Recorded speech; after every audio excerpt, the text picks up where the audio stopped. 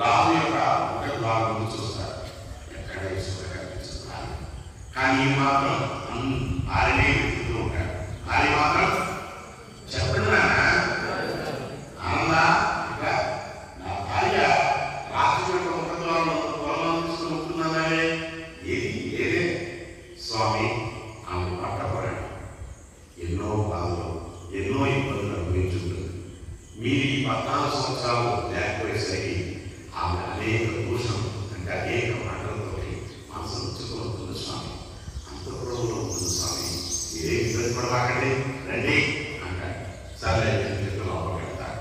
అంత పొడవులు పెడతా అక్కడ కూడా మాట్లాడండి. స్వామి మీరు నన్ను వదిలేసి వెళ్ళాలని బాధపడుతుందేమో స్వామి. బాధలు కానీ అలిగినా కానీ ఎక్కడ ఉంటారు, చీకటిలో ఉంటారు కదా స్వామి. మీరేం బాధపడమాకండి, అక్కడ ఉంటుంది. అలాగే లోపలికి అంటారు. లోపలికి రాగానే ఎవరైనా సరే భార్య కానీ వాడి కానీ అభివృద్ధి చీకటి గదిలో కూర్చుంటారు. వాడికి ఎప్పటి నుంచి ఉన్న ఆ చీకటి గదిలో వెళ్తారు. ఒకసారి తీస్తారు. తలుపు తీయగానే ఈ వెలుగు ఆమె వినపడుతుంది. ఒక్కసారి ప్రకాశంగా కనిపిస్తుంది. ఎవరో ఇక్కడ వచ్చారో వెళ్ళో అని చెప్పబడితే నేనే సిద్ధార్థుని, నీకోసమే వచ్చాను, నిన్ను చూద్దామని వచ్చాను అంటే దౌర్భాగ్యుడా, ఏం పాపం చేశారో నేను పెళ్లి తీసుకొని ఇలాగే ఉంటుందండి. దౌర్భాగ్య రాజు ఉండి సకల భోగాలు అనుభవించవలసింది నన్ను వదిలేసించు. ఎవరిని అడిగి వెళ్ళావు? అలాంటప్పుడు నన్ను పెళ్లి తీసుకున్నావు. 14 సంవత్సరాల పాటు నా యవ్వనాన్ని మొత్తాన్ని సర్వనాశనం చేశావు. నాకున్న కోరికలు మొత్తాన్ని చీకటిలో బంధించి వేశావు అని అనేక రకాల ప్రశ్నలు చూస్తున్నాను. ఎన్ని అన్నా సిద్ధాంతులు మాత్రం గౌతముడు మాత్రం ఒక్క మాట ఏమంటారు అనుకుంటాడు. అంటే కళ్ళంలో మాత్రం నీళ్ళు వస్తూ ఉంటాయి. అనేక రకాల మాట్లాడుతుంది. అలాగే ఉంటాడు. ఏం మాట్లాడేది ఇదే అనేది చెప్పు. ఎవరితో కూడా రాములు వదిలేసావు, సకల భోగాలతో సామాను వదిలేసావు, భార్యను వదిలేసావు. ఏం సాధించా?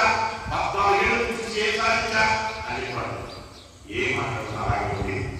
ఇప్పుడు నువ్వు ఎన్ని దూషణ చేసినా నేను ఏమి సమాధానం చెప్పలేదే, అదే నేను సాధించిన వ్యక్తిత్వం అంటాడు. అబ్బ తుమ్ముదులు కష్టాడంతే. అంటే మనిషికి ఓర్పు సహనము అటువంటి మంచి వ్యక్తిత్వము ఎన్లైట్మెంట్ రావాలి అంటే మనిషికి మెడిటేషన్ తప్ప వేరే ప్రపంచం మీ నంది మెచ్యూర్ అవ్వాలంటే అదొక్కటే మార్గం, వేరే మార్గం లేదు. అప్పుడు చెప్తాడు, సరే నేను చేసింది తప్పే నీ కాదని అట్లా నువ్వెందుకు చెప్పినా నీకు అర్హత ఉంది, కానీ నేను అనుభవించిన ఆనందాన్ని నీ కూడా పంచుతానా అని కూర్చోబెట్టి ఇచ్చేసి ఎవరితో కూడా మామూలు దగ్గర తీసుకొచ్చి నాకు దేవుడు ఇచ్చేసి ఆవిడే ముద్దులతో తల్లిదండ్రులు వేసి సాధించాడు. తల్లిదండ్రులు తీసుకొని వాళ్ళకి మొదలు చేసి వాళ్ళందరినీ ధ్యానంలో కూర్చోబెట్టాడు. అప్పుడు వాళ్ళకి ఎన్లైట్మెంట్ వచ్చి బుద్ధుడి యొక్క శక్తిని గ్రహించి కళ్ళను విడిపెట్టి నమస్కారం చేసి తల్లిదండ్రులు ఆనందం చేస్తారు. కొడుకుని అంత గొప్ప వ్యక్తితో ఒక మెడిటేషన్లోనే చెప్పండి. ఒక మెడిటేషన్ సాధ్యం. ఏదేది కష్టాల కళ్ళు కూర్చుంది. ఒక్కొక్క ఆలోచన మరి ఆలోచన ఎక్కడి నుంచి వస్తాయి? మనసే ఆలోచన పుట్ట.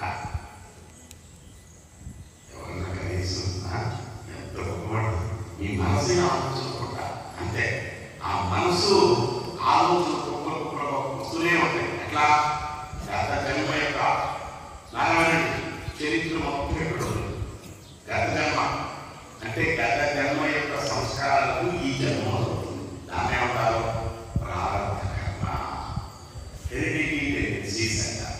అంటే ప్రారంభించేటప్పుడు ప్రారంభం నుంచి వస్తుంది. అంటే వంశపారంపర్యంగా వచ్చే సంస్కారం. మీ నాన్నగారు ఎక్కువ స్వీట్ తింటున్నారు, నీకు ఆలోచన వస్తాయి. మీ నాన్నగారు పెరిగి ఎక్కువ వేసుకుంటారు, నీకు వస్తాయి. మీ నాన్నగారు దాని ముందు ఎక్కువ తింటారు, నీకు కూడా వస్తుంది. మీ నాన్నగారు ఆవకాయ పక్కలు వేసుకుంటారు, చక్కగా నెయ్యి వేసుకుంటారు, తింటూ ఉంటారు, అది నీకు కూడా వస్తుంది. ఆవిడకున్న ఆయనకున్న అలవాటు మొత్తం నీకు వస్తుంది. రాకపోయే ప్రసక్తే అనుమానం. కానీ ఇప్పుడు రాకపోవచ్చు, ఏదో రోజు తప్పకుండా వస్తుంది. ఎందుకంటే అక్కడ వ్యక్తం ఉంది కాబట్టి చెప్పి ఏదో రోజు ప్రస్తుతం వచ్చినప్పుడు ఓకేనా? ఎవరు మాట్లాడలా? కూర్చో. నెక్స్ట్ పాయింట్ ఇలా మీరు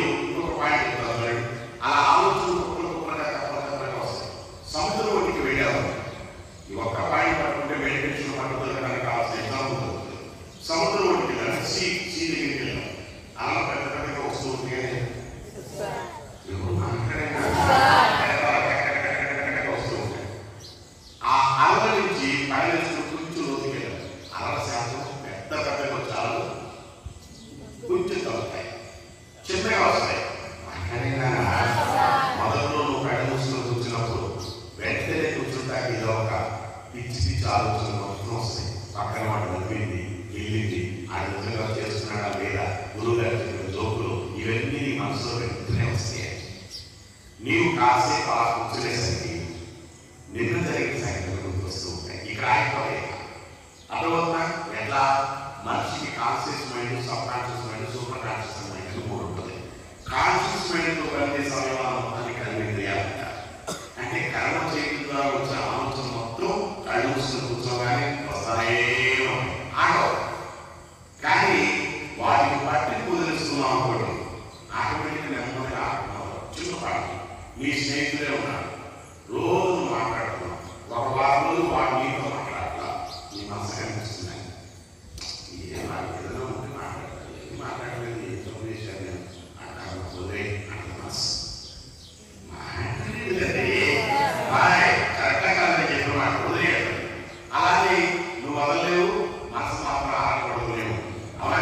నెక్స్ట్ ఇంకో పాయింట్, ఈ పాయింట్ పట్టుకోండి. వెన్నుముక ఎలా ఉండాలి, దృష్టి ఎవరు వెళ్ళాలి, ఏం బాబు నువ్వు కొంచెం లోపలికెళ్తే ఆలస్యం తగ్గుతుంది, ఇంకొంచెం లోతుకెళ్తే ఇంకొంచెం తగ్గుతాయి, ఇంకొంచెం లోతుకెళ్తే ఇంకొంచెం తగ్గుతాయి, ఇంకొంచెం లోతుకెళ్తే అసలు ప్రశాంతంగా ఉంటుంది. అసలు అదే ఉంటావు.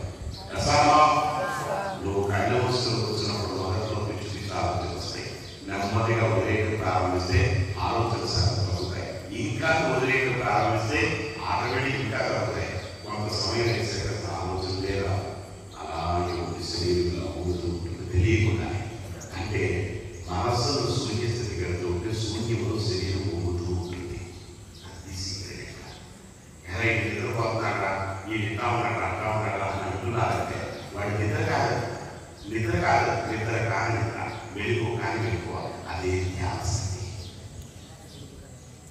బాబు అది చూడు, కనీసం తప్పలు కొడతారు చూడండి, ఎంత గొప్ప మాట అసలు ఉంచాలంటే మాటలు. అర్థమవుతున్నా? ఆ స్థితిలో ఎంతసేపు ఉంటావు? కొన్ని సెకండ్లు ఉంటావు, ఎక్కువసేపు ఉండలేవు. ఎవరైనా ఎందుకంటే బ్రెయిన్ వర్క్ చేయకుండా ఏది సాధ్యం కాదు. అవునా కాదా? ఇప్పుడు మాట్లాడేనా? ఇప్పుడు ఒక పాయింట్ చెప్తా, అలా కనిపిస్తుంది. ఇప్పుడు అర్థమైందని చెప్పిన మాట ఎక్కడితో చెప్తున్నాను. అదే బుద్ధుడు వెళుతూ ఉంటే నానా ఒక అతను గోతులు తవ్వుతూ ఉంటాడు, గొయ్యి తవ్వుతూ ఉంటాడు. ఎందుకయ్యా గొయ్యి తవ్వుతున్నావు అంటాడు. సముద్రం అంటాడు. అంటే స్వామి నీళ్లు పడితే ఎందుకు చెప్పి తవ్వుతున్నాను స్వామి అంటాడు. ఓహో అవునా, సరే చేసుకో అంటాడు. కరెక్ట్గా సాయంత్రం అయ్యేసరికి 17 గోతులు తెస్తాడు. అని మళ్ళీ తిరిగి వస్తూ ఉంటాడు. ఏమిటయ్యా, ఏమిటి ఇల్లు గోతుందో అంటాడు. అంటే అప్పుడు చెప్తాడు, స్వామి ఇక్కడ తోమే నీళ్లు పడలా, అక్కడ తోమే నీళ్లు పడలా, నీళ్లు పడేంత వరకు తోముదా అని చెప్పేసి పోతున్నాను. అలాంటి 17 అయిపోయినాయి స్వామి అంటాడు. కొంచెం పిచ్చోడా, ఒక్కదాన్నే కనుక లోతుగా తోమగలిగితే ఈ పాటికి పడేయి కదరా నీకు నీళ్లు. ఎంత గొప్ప మాట చెప్తాడు చూడండి. ఒక్కదాన్నే నువ్వు ఎక్కువగా తోమగలిగితే ఈ పాటికి ఎన్నో నీళ్లు పడేయి. నువ్వు చేసిన తప్పు ఏంటంటే అన్ని పైపైన ఉపరితలంలో చేస్తున్నావు తప్ప లోతుగా దాన్ని అధ్యయనం చేయలేదు. కాబట్టి జీవితంలో ప్రతిదీ లోతుగా అధ్యయనం చేయి, నువ్వు అనుకున్న దాన్ని సాధిస్తావు. ప్రతి అంట ఎంత గొప్ప మాట చెప్తారండి. ఎక్కడ దాకా ఏమంటే ఒక మాట, వాల్మీకి మహర్షి పేరు ఎవరు మాట్లాడింది? వాల్మీకి మహర్షి యొక్క పేరు వదిలంటే వాల్మీకి రామాయణ రాశాడు. వాల్మీకి పేరేంటి చక్రవారి విన్నాను, చెప్పమంటే చెప్పాలి. అతని పేరు అవునా? ఎవరు మాట్లాడేనా? అతని పేరేంటి?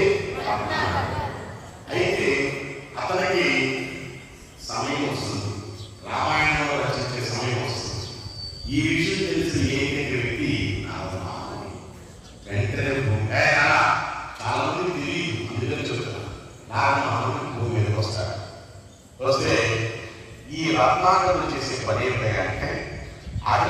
చదువుతున్న పాఠశాలని, దగ్గర ఉన్న నగరాన్ని, నట్రాన్ని, డబ్బుని మొత్తాన్ని ఇవ్వమని అడుగుతారు. ఇవ్వకపోతే ఎవరి కత్తి పెట్టి పొడి చేసి తీసేసుకుంటుంటారు. పచ్చి దొంగ. ఎవరు చెప్పులినా సత్యం దొంగ, దొంగటి. అలా కొన్ని సంవత్సరాల పాటు దొంగతనం చేస్తారు. అటువైపు నుంచి నారమహం పడిపోతుంటారు. ముసలాడా ముడికి బలి పెట్టుకున్న తమ్ముల పెట్టుకుంటా ఇట్లా సంకర్ తన దగ్గర నీవు అంటాడు. అంటే నారమహుడు నా దగ్గర ఉండే తమ్ముల తప్ప, ఈ ముడి తప్ప కావాలంటే తీసుకో అంటాడు. ఇది కాదు, నాకు కావలసింది ఇస్తావా, నిన్ను ఉంచుతా, లేకపోతే ఏ దేశాన్ని మనకు దరిద్రుడాలి చెబుతావు అంటాడు. సరే నీకు కావలసింది నేను ఇస్తా, కానీ నేను చెప్పింది చేస్తావా అంటాడు. నాకు సామాన్యుడు ఎక్కడ బాబు ఎక్కడ ఇయ్యాలో అక్కడ చేస్తూ ఉంటాడు. అర్థమవుతుందని చెప్పిన మాట వెంటనే అంటాడు. సరే నేను చేస్తా, నాకు డబ్బులు ఇస్తావా అంటాడు. నీకు ఎంత కావాలంటే అది ఇస్తా అంటాడు. అవునా, అటు నువ్వు ఏం చెప్పినా నేను చేస్తానంటాడు. అక్కడ దూరంలో ఏం కనిపిస్తుంది అంటాడు. మర్రి చెట్టు అంటాడు. మర్రి చెట్టుని పాణి భాషలో మరా అంటారు. ఏమంటారు? పాడి భాష. ఇదివరకు పాడి భాష లేదు, మనకంటే ఇప్పుడు అనేక భాషలు వచ్చినాయి. ఇదివరకు పాడి భాష, దాని దేవతా భాష అంటారు. ఓల్డ్ టెంపుల్స్ అన్నింటికి కూడా రాయలేదు పాడి భాష ఉంటుంది. ఈ సైన్స్ మొత్తం ఈ కనిపెడతారు. జియాలజీ తెలుసు మనకి. ఆ పాడి భాషలో మర్రి చెట్టు ఏమంటారు? వెనుకటాన్ని పెట్టండి, కాల్సాన్ని పెట్టండి, కళ్ళు మూసుకోండి. ఇప్పుడే మీ నోటితోనే చూపిస్తాను. ఒకసారి మారా మారా మారా అంటూ ఉండండి.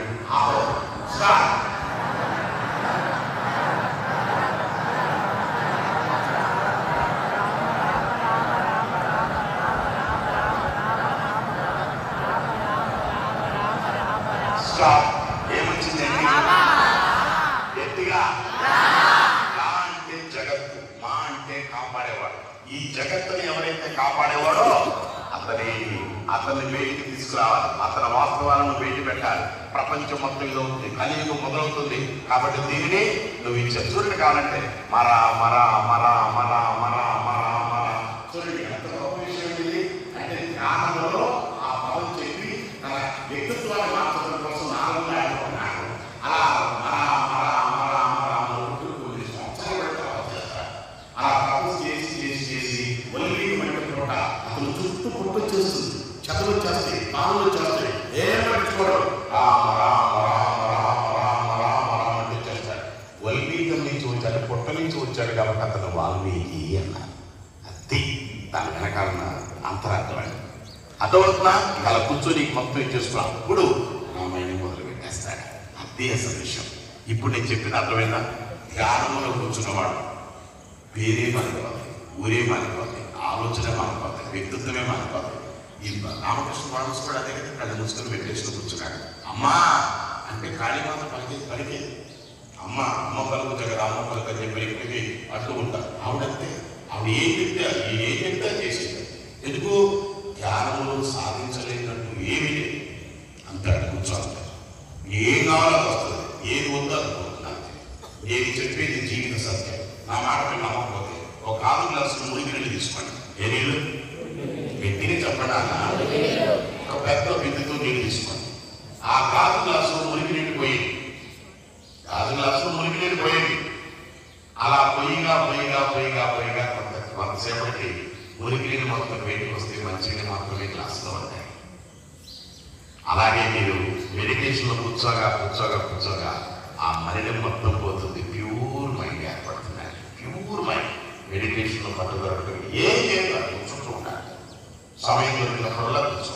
అట్లాగే ప్రపంచం వెళ్ళిపోతుంది, ఎవడైనా చెప్తున్నాడు నీకు అవసరం, ఆడి కోసం బతకట్లా, నీ కోసం బతకాలి. నీ ఆలోచన మిగతా వాడికి ఆలోచన ఉండాలి, నీ వ్యక్తిత్వం మిగతా వాడికి స్ఫూర్తిదాయకంగా ఉండాలి. ఎత్తికి చెప్పండి. ఇది అనుభవంలోకి వస్తేనే మీరు నమ్ముతారు, కానీ అప్పటి వరకు నమ్మరు. అర్థమవుతున్నా? నాకు ఇన్ని సంవత్సరాలు నేను చేస్తుంది అదే. ఏం లేదని కూర్చుంటారు. మీరు చూడండి, కావాలి రాత్రి 12కి మెడిటేషన్లో కూర్చుంటారు. సత్యప్రమాణాన్ని గౌరవంగా కూర్చుంటారు. ఎందుకంటే ఏమవుతుంది? అప్పటి వరకు ఆ రోజు మనకి కొత్త రోజు మొదలవుతుంది. మీరు 12 నిమిషాల గురించి ఎప్పుడైనా వచ్చుకుంటే టెస్ట్ చేసుకొస్తారు, తీసుకుంటే మెడిటేషన్లో కూర్చుంటారు. దానికి పరమార్థం సత్య ప్రమాణం చెప్పిన నేను ఏ రోజు ఏ పుస్తకం చదవలేదు, నిజం ఏ బుక్ చదవలేదు.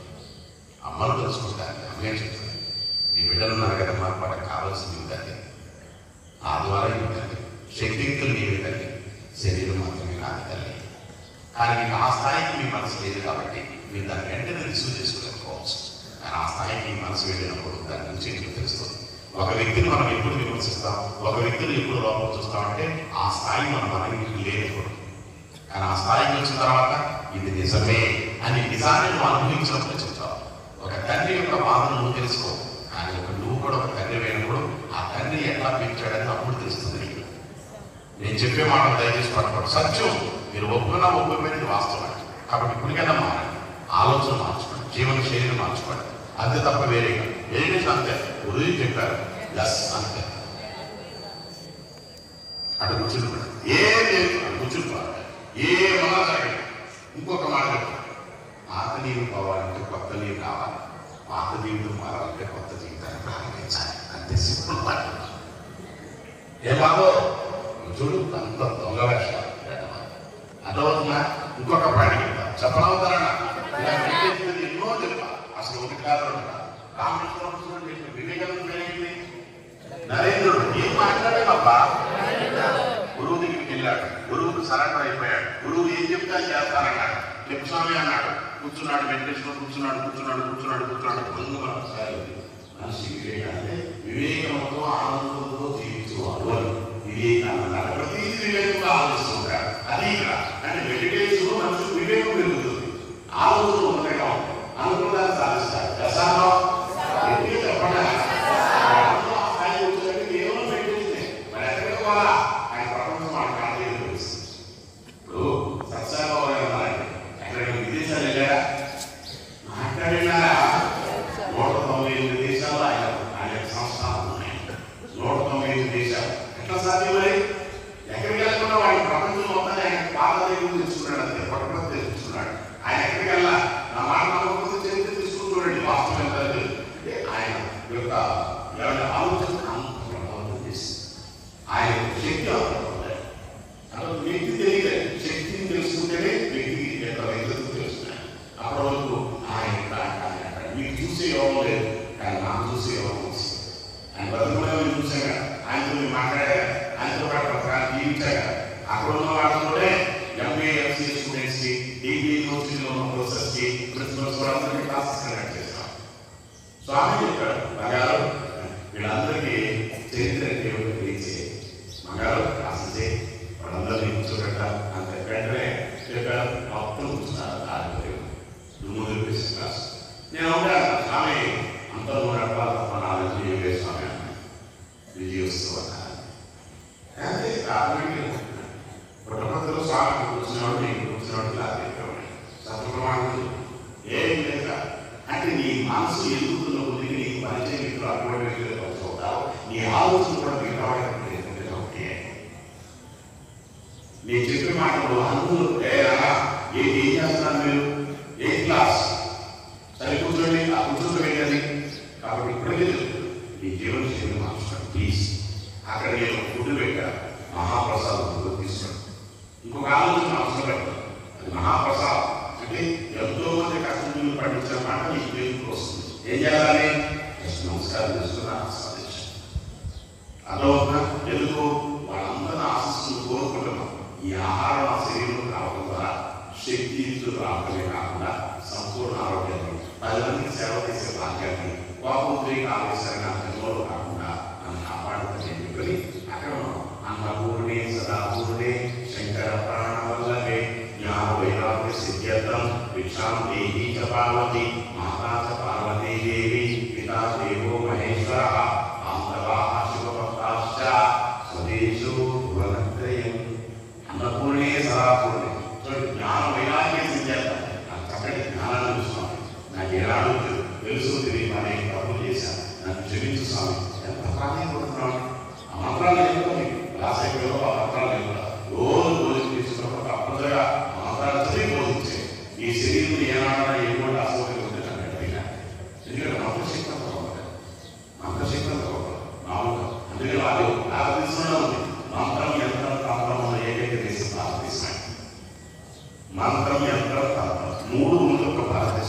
అది మీకు భగవంతుడు ఇస్తున్నాడు, నన్ను అనుభవించాలి.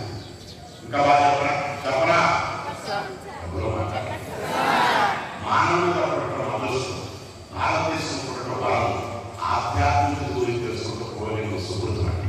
మీకు పూర్వజన్మ సుకృతం ఉంటే తప్పి సభ్యులు అవేక ఉండడానికి కూడా చాలా మంది ఉన్నారు. మీకేందుకు భగవంతుడు ఇచ్చాడు? అది ఎప్పుడో మీరు వేసుకున్న విత్తనం ఇప్పుడు వస్తుంది, ఇప్పుడు దానికి అవకాశం కల్పిస్తున్నాం. విత్తనాలు ఉన్నాయి, పరిసరాలను వచ్చినప్పుడు ఆటోమేటిక్గా వస్తున్నాయి. నిజమంటారా కాదంటారా? అర్థమవుతున్నా? అలాగే శ్వాసక్రియ, ఎందుకు ఈ శ్వాసక్రియ అన్ని చేయాలంటే శరీరం పట్ల మన కళ్ళు కూర్చుంటే శరీరం యాక్సెప్ట్ చేయదు. ఆలోచన మొత్తం వేయించినట్టు ఆలోచించినట్టు వెళ్తాయి. అవునా? అందుకని దీని ముందు పట్టు సాధించాలి. దీన్ని పర్ఫెక్ట్ చేసుకోవాలి. ఆ తర్వాత నువ్వు మైండ్ పర్ఫెక్ట్ చేయాలి. ఫస్ట్ బాడీ కరెక్ట్గా చేయాలి. అందుకని చెప్పాను, చూసుకోండి మీరు మా గురించి ఇప్పుడు మీకు అన్నీ చెప్తారు. నేను చెప్పినవన్నీ మళ్ళీ రిపీట్ చేస్తాను. చేద్దామా? మాట్లాడినా చేసేవాళ్ళు బాడీ యాక్టివ్నెస్, ఆ తర్వాత మనం మెడిటేషన్ కూర్చొని కోఆపరేట్ చేస్తాం. ఓకేనా? ఓకేనా? అయితే ఈ కనీస మధ్యమ చేష్ట చేయడానికి పక్కన వాళ్ళ చేతులు ఉంటాయి. అవునా? మాట్లాడినా ఈ రోజేమో ముద్ర ప్రాణం. ఈ ప్రాణాయామం చేసినప్పుడు దృష్టి శ్వాస మీద తక్కువ. నెక్స్ట్ పక్కన వాడు ఏం చేస్తున్నది అవసరం, నీకే దృష్టి నువ్వు చేసుకో. అదవుతుందా? నెక్స్ట్ మూడోది, కళ్ళు మూసుకొని ధ్యాస మొత్తం కూడా మనసు మీద ఆత్మ మీద ప్రాణశక్తి ఏదైతుంది సరఫరా చూస్తున్నాడు తప్ప అసలు కళ్ళు తెలిసి ప్రాణాయామం చేయకూడదు. ఎవరు చేయకూడదు, వివేకానందనే కదా. మీరు గమనించలేదు, నేను చేసే ప్రతిదీ కూడా కళ్ళు మూసుకొని చేస్తాను తప్ప కళ్ళు తెలిసి చేయకూడదు. మీరు అర్థం చేశారు కదా. అంటే ఇది మెడిటేషన్ ద్వారా మెడిటేషన్ పట్టుకోవడానికి ఇక్కడి నుంచి నేను ప్రారంభిస్తున్నాను. ఇంకొక ఆలోచన చేసేదాన్ని చేస్తాను, ఇంకొక ఆలోచన అదే కళ్ళు తెలిస్తే అది చేస్తాను, ఏం చేస్తాను. కళ్ళు పూసుకునే ముందు ఏ పొజిషన్ అయితే పెట్టామో ఆ పొజిషన్ కరెక్ట్గా పెట్టామా లేదా అని చూసి కళ్ళు పూసుకుంటాను. అంటే ఈ దాములు పట్టుకోకపోతే అంత కాన్ఫిడెంట్గా చెప్తున్నాను. ఓకేనా? ఓకేనా? అందరు చేస్తామా? ఒకసారి వేసి రిలాక్స్ అవ్వచ్చు.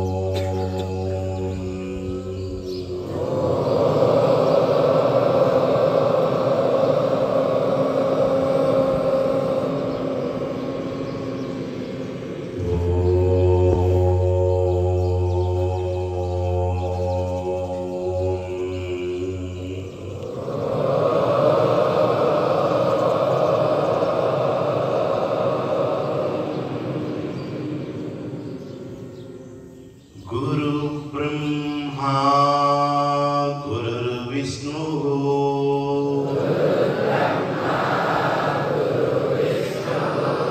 गुरुर्देवो महेश्वरः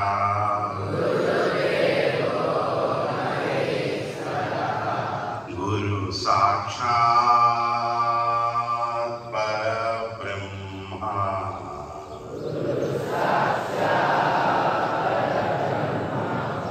तस्मै श्री गुरवे नमः।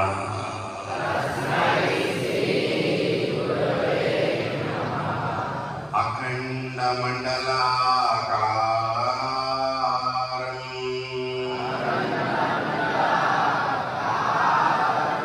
व्याप्तं येन चराचरं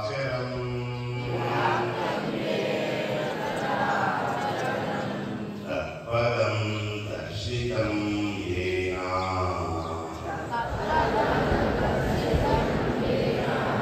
तस्मै श्री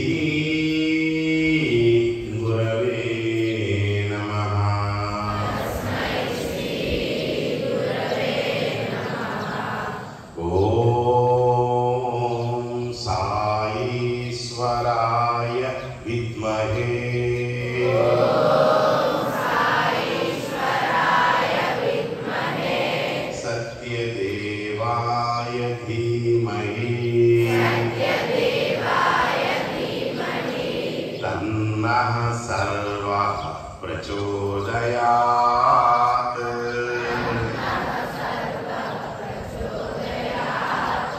ఓం శాంతి శాంతి శాంతి.